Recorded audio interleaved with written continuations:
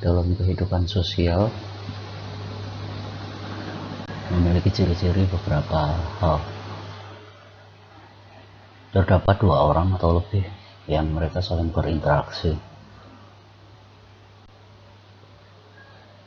Saling berinteraksi di antara banyak orang, di antara mereka seperti yang pernah saya sebutkan, interaksi antara individu, interaksi individu dengan kelompok, dan interaksi antar kelompok. Pada interaksi tersebut memiliki kaidah-kaidah tertentu, norma, aturan, dan lain sebagainya yang menjadi pedoman para pelaku interaksi atau pelaku kehidupan sosial tersebut. Norma, kaidah, dan hal-hal yang menuntun perilaku para pelaku interaksi sosial tersebut atau dalam sebuah kehidupan sosial tersebut disebut pranata. Pranata atau yang seringkali kita katakan institusi. Sementara kalau institusi dan lembaga itu merupakan institut. Hal istilah yang sering salah kaprah. Ini mengacu pada buku pencarian yang erat pengantar antropologi.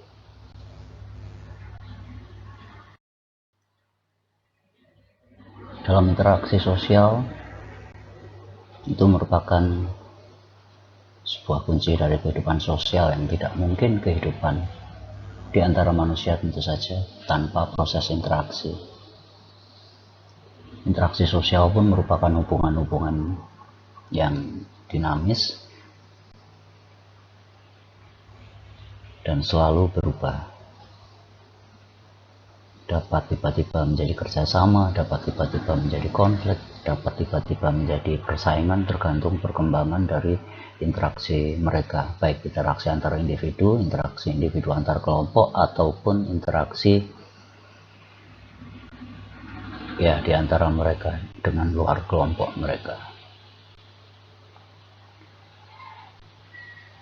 Jadi dapat kita lihat dari bagian ini interaksi sosial, inti dari interaksi sosial. Lalu kemudian meluasnya ada interaksi sosial mulai dari yang skala kecil atau sempit, hanya 1-2 orang saja antar kelompok yang lebih luas, dan yang luas dalam masyarakat. Nah, seperti apa syarat interaksi? Interaksi hanya memungkinkan ketika harus ada kontak. Kontak di sini bisa, kalau untuk masa lalu ketika alat komunikasi belum begitu canggih seperti hari ini, interaksi sosial terjadi ketika harus kontak. Dan ketika alat semakin canggih seperti hari ini, kontak sosial dapat dilakukan banyak dengan kontak tidak langsung. Kontak sosial ini dalam kontak sosial akan terjadi komunikasi. Komunikasi di sini adanya interaksi dalam arti dua arah. Ada sebuah aksi, ada reaksi atau respon. Dan di sini bentuk interaksi seperti yang saya katakan tadi. Dan di minggu lalu pernah ada dua jenis interaksi sosial, yaitu asosiatif dan disosiatif. Nah, kali ini secara detail terdapat pada 4 jenis interaksi yang ada di dalam gambar tersebut. Interaksi asosiatif itu ada 2 di sini, kerjasama dan akomodasi. Sementara disosiatif biasanya muncul dalam wujud persaingan ataupun konflik. Kerjasama ya seperti kita tahu dalam antar kelompok atau antar individu, atau individu dengan kelompok, mereka bekerja sama untuk dalam konteks interaksinya, baik itu dalam ekonomi, dalam politik, ataupun dalam aktivitas-aktivitas lainnya. Lalu kemudian akomodasi ini dalam arti suatu kelompok atau suatu kelompok masyarakat, suatu kolektif itu menerima atau menyediakan sebuah ruang, menyediakan suatu ruang, fasilitas ataupun untuk individu atau masing-masing individu dalam kelompok tersebut itu dapat mengaktualisasikan segalanya dengan dalam interaksi yang disebut akomodasi. Sementara persaingan muncul itu ketika ada satu tujuan dan ada beberapa kelompok atau beberapa orang dalam kelompok itu memiliki tujuan yang sama dan mereka harus berkompetisi dalam meraihnya, dan di antara mereka nantinya dalam tujuan itu hanya salah satu saja, baik itu salah satu kelompok ataupun salah satu individu yang dapat meraihnya atau mendapatkannya. Persaingan seperti saya yakin Anda semuanya sudah tahu. Lalu kemudian konflik. Persaingan yang semakin tajam biasanya akan memunculkan konflik.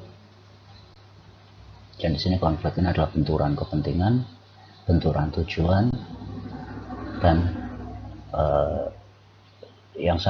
mereka satu dengan yang lain saling menghalangi, saling menggagalkan untuk dapat meraih tujuan mereka. Berikut ini dalam proses interaksinya kita dapat lihat bahwasanya interaksi sosial yang dilakukan oleh manusia sebagai makhluk sosial itu sangatlah sistemik. Jadi seandainya satu gambar lingkaran merah ini di dalam lingkaran besar dalam arti masyarakat di sini, ini menunjukkan hubungan-hubungan di antara mereka berinteraksi dan saling mempengaruhi.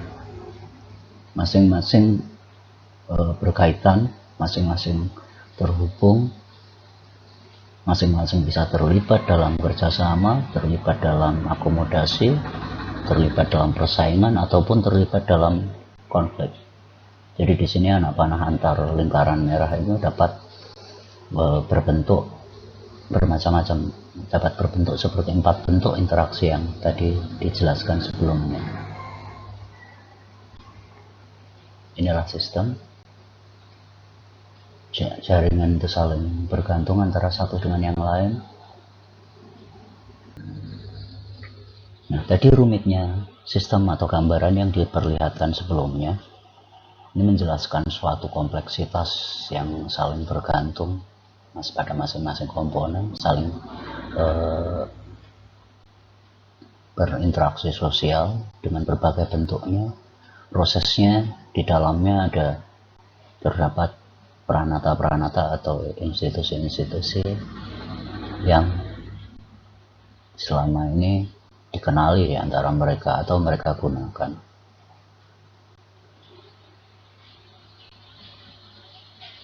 Sistem juga dapat disebut sebagai suatu tipe serupa dari berbagai bagian yang saling bergantung antara kompleksitas tersebut dengan lingkungan di sekitarnya. Jadi di sini bisa kita bayangkan kompleksitas yang kadang dapat menjadi complicated atau tidak jelas dan samar, dan seperti itulah kondisi interaksi sosial pada masyarakat yang sesungguhnya dalam konteks kehidupan. Ini kaitannya dengan sistem dalam masyarakat dan hubungan sosial tadi. Dalam interaksi tersebut memang akan tercipta kemudian sebagai budaya. Di sini ada kumpulan aturan sosial, stratifikasi sosial, perbedaan atau diferensiasi sosial, peranata sosial yang seperti saya sebutkan tadi, hingga struktur sosial. Nah, ketika ini diambil atau dimasukkan disesuaikan atau disinkronisasi dengan salah satu unsur kebudayaan, disinilah yang konteks sistem sosial ada pada dalam sistem organisasi sosial dan sistem kekerabatan. Dan inilah yang membentuk struktur sosial. Dan di sini budaya diperlukan oleh manusia sebagai upaya mempertahankan kehidupan bersama. Ya mungkin wujudnya adalah tata cara, adat, norma, hukum, dan lain sebagainya.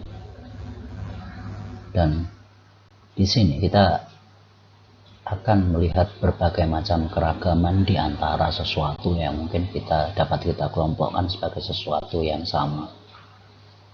Sama dalam arti sama dalam satu kelompok, satu identitas tertentu, namun keberagaman pemikiran dan tujuan masing-masing akan sangat-sangat bervariasi.